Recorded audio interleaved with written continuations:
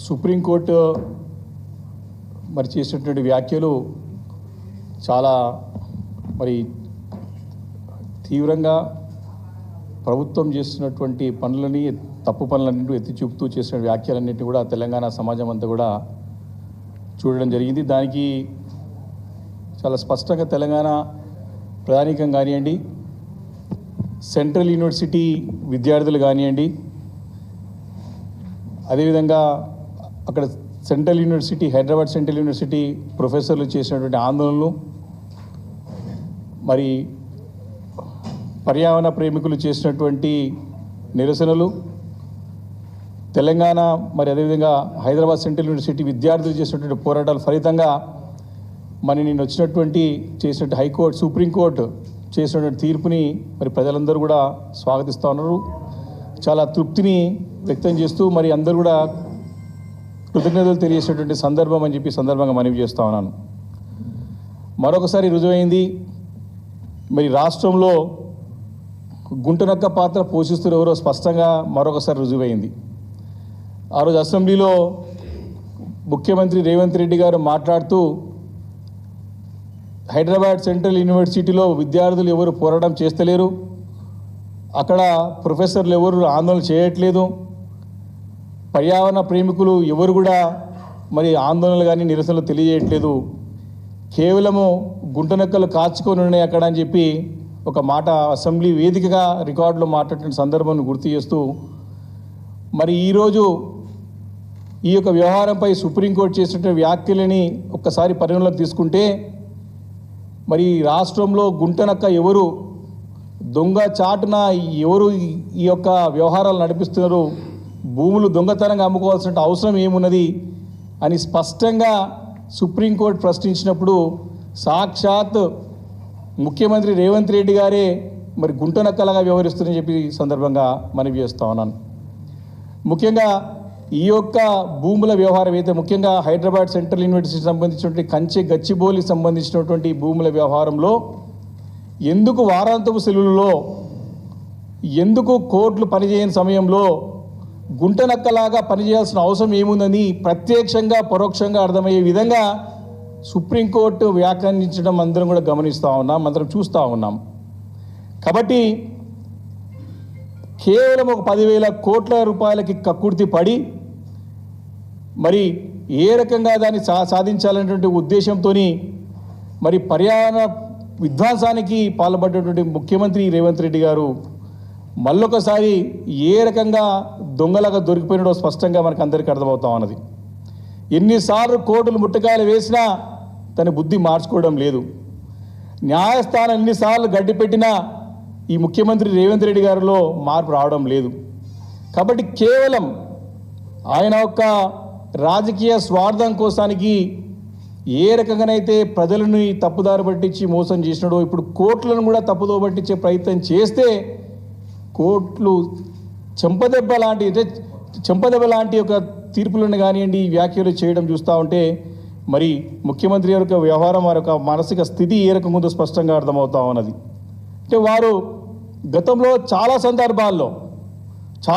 సందర్భాల్లో మరి చూసినాం, వారి సందర్భం లేకుండా అసందర్భంగా మాట్లాడినటువంటి వ్యాఖ్యలు కానివ్వండి, వారు చేసినటువంటి తీవ్ర ఆరోపణలు కానివ్వండి, గత ప్రభుత్వం గురించి పదే నిందలు మోపేయడం కానివ్వండి, వారి పని చేయడం చేత కాక తన యొక్క అసమర్థతతోని, తన యొక్క అనలసిత నిర్ణయాలతోని, తన యొక్క అవినీతి రహిత్యంతో తీసుకునే నిర్ణయాలన్నీ కూడా రాష్ట్రానికి శాపంగా మారిన, తెలంగాణ రాష్ట్రానికి శాపంగా మారిన పదే పదే మేము చెబుతూ వస్తున్న సంగతి గుర్తు చేస్తూ ఉన్నాను. కాబట్టి కంచె గచ్చిబౌలి విషయంలో చాలా స్పష్టంగా సుప్రీంకోర్టు మరి ఈ యొక్క అడవిని పునరుద్ధరిస్తారా లేకపోతే జైల్లోకి వెళుతారా అని ప్రత్యక్షంగా అధికారులని మరి హెచ్చరించడం చూస్తూ ఉంటే మరి ముఖ్యమంత్రి గారు మాటలు పట్టుకొని పోతే కుక్కతోగ పట్టుకొని గోదావరి ఈదినట్టే ఈ అధికారుల పరిస్థితి. అందుకే ముఖ్యమంత్రి తీసుకునే నిర్ణయాలని జాగ్రత్తగా పరిశీలించి మరి మీరు నిర్ణయం తీసుకొని ముందుకు పోతే మీకు బాగుంటుంది తప్ప ఏ రకంగానైతే తెలంగాణ రాష్ట్రం పరువు ఇప్పటికే మంట కలిపినని ముఖ్యమంత్రి గారు ఇంకా రాబోయే రోజుల్లో కూడా ఇదే రకంగా వివరిస్తే మాత్రం చాలా తీవ్రమైనటువంటి మరి అభాసుపాలు కావడం కాదు, అధికారులు జైల్లో పోవడం ఖాయమని చెప్పి ఈ సందర్భంగా నేను మనవి చేస్తా ఉన్నాను. అయితే మొన్న సెంట్రల్ ఎంపవర్మెంట్ కమిటీ కూడా తమ యొక్క తుది నివేదికలో చాలా కీలకమైన అంశాలని విషయాలను వెల్లడించడం జరిగింది. తప్పకుండా ఆ విషయంలో అందరూ కూడా ప్రజలకు తెలియాల్సిన అవసరం ఉన్నది. తప్పకుండా యొక్క గచ్చిబౌలి 400 ఎకరాల స్థలం ఏదైతే ఉన్నదో అది క్లియర్గా క్యారెక్టరిస్టిక్స్ ఆఫ్ ఫారెస్ట్ ఉంది అని చెప్పి స్పష్టంగా ఈ 400 ఎకరాల్లో అటవీకి సంబంధించినటువంటి యొక్క మరి ఆ ఒక క్యారెక్టరిస్టిక్స్ ఆ స్థలానికి ఉన్నాయి అని చెప్పి స్పష్టంగా చేయడం జరిగింది. కాబట్టి ఏదైతే వైల్డ్ లైఫ్ ప్రొటెక్షన్ యాక్ట్ 1972 ప్రకారం ఈ 400 ఎకరాల భూమి డీమ్డ్ ఫారెస్ట్గా ఖచ్చితంగా ప్రకటించాలని ఈ యొక్క సెంట్రల్ ఎంపవర్మెంట్ కమిటీ సిఫార్సు చేసే సంగతి తెలంగాణ సమాజం అంతా కూడా మరి గమనించాల్సిన అవసరం ఉందని చెప్పి ఈ సందర్భంగా మనవి చేస్తూ ఉన్నాను. కాబట్టి రాత్రికి రాత్రి మరి దగ్గర 400 ఎకరాల పైన ఈ అడవిని ఖతం చేసి మొత్తం కూడా సాఫ్ చేయించి వందల కొద్ది బుల్డోజర్లతోని డజన్ల కొద్ది బుల్డోజర్లతోని మరి ఈ యొక్క అరాచకత్వాన్ని ప్రభుత్వం ఏ రకంగా ప్రదర్శించిందో మనందరం కూడా కళ్ళారా చూసాం. చూడడమే కాకుండా ఈ వాస్తవాలన్నింటినీ కూడా ప్రజలందరూ కూడా మరి ప్రభుత్వం దృష్టికి తీసుకోవడానికి ప్రయత్నం చేస్తే బాధ్యత గల అపోజిషన్ పార్టీగా మేము కూడా తీసుకెళ్ళి వారు చేస్తే తప్పు అని వారికి చెప్పే ప్రయత్నం చేస్తే ఇవన్నీ ఆర్టిఫిషియల్ ఇంటెలిజెన్స్లో వీడియోలు తయారు చేసుకొచ్చి ప్రజలను తప్పుదారి పట్టిస్తున్నారని చెప్పేసి కూడా ఆ రోజు మరి ముఖ్యమంత్రి వ్యాఖ్యానించడం మనందరం చూసాం. ఈరోజు ఇప్పటికైనా కానీ కళ్ళు తెరిగి బుద్ధి తెచ్చుకోవాలి ముఖ్యమంత్రి గారు. మరి ఇమీడియట్గా ఏ రకంగానైతే మరి సుప్రీంకోర్టు మనకు తీర్పునిచ్చిందో ఏదైతే వ్యాఖ్యానించిందో ఇమీడియట్గా అడవి ప్రాంతాన్ని పునరుద్ధరించాలని చెప్పేసి తక్షణము ఆ దిశగా మరి చర్యలు చేపట్టాలని చెప్పేసి కూడా ఈ సందర్భంగా నేను డిమాండ్ చేస్తూ ఉన్నాను. కాబట్టి ఇదే కాకుండా కేవలము పర్యావరణ విధ్వంసమే కాదు, దీంట్లో పెద్ద ఎత్తున మరి ఒక ఆర్థిక లావాదేవీల పైన కూడా అనుమానాన్ని వ్యక్తం చేసేటువంటి ఈ సందర్భంగా నేను మనవి చేస్తూ ఉన్నాను. దాంట్లో చాలా క్లియర్గా ఈ భూముల్లో చేసినటువంటి లావాదేవీలు ఏవైతే ఉన్నాయో 10,000 కోట్ల రూపాయలు సంబంధించినటువంటి భూమిని ఏ రకంగా అమ్మడానికి ప్రయత్నం చేశారు, ఈ భూమిని 10,000 కోట్ల రూపాయలని యొక్క రుణాలు సేకరించడానికి సుమారు 170 కోట్ల రూపాయలు తన ప్రైవేట్ సంస్థలకి తన జేబు సంస్థలకి మరి బ్రోకర్లకి ఇచ్చి ఈ డబ్బులు తీసుకున్నారంటే ఇది అంతా కూడా తప్పు చేశారు.